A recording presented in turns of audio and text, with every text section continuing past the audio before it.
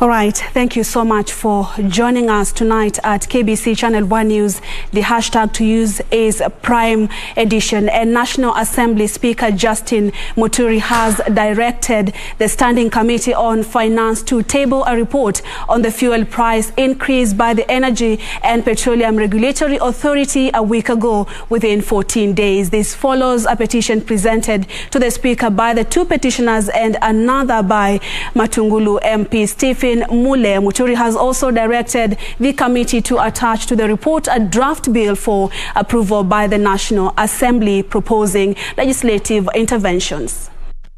With the National Assembly firmly in the dock, accused of abdicating its duty of regulating expenditure and approval of taxation, the House resumed from recess with a full in-tray.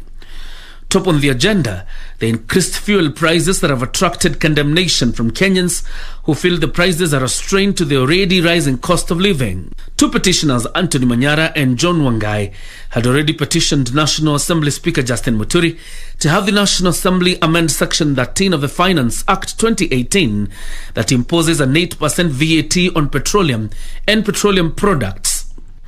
Matungulu Mp Stephen Mule had a similar petition.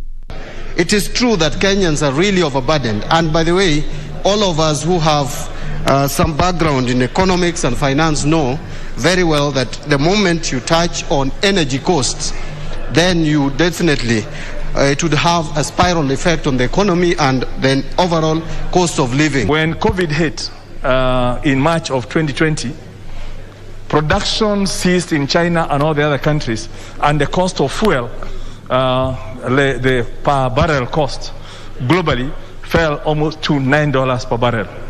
Members of Parliament accusing the Energy and Petroleum Regulatory Authority of being insensitive to the plight of Kenyans whose livelihoods are already battered by the COVID-19 pandemic.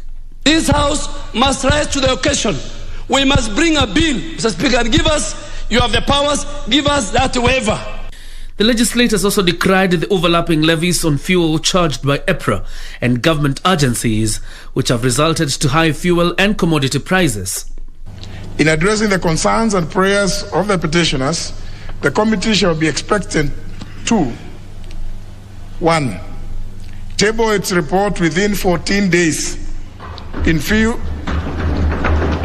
of the urgency of the matter and in consideration of the effects it has on the populace, notwithstanding the period of 60 days prescribed under Standing Order 227.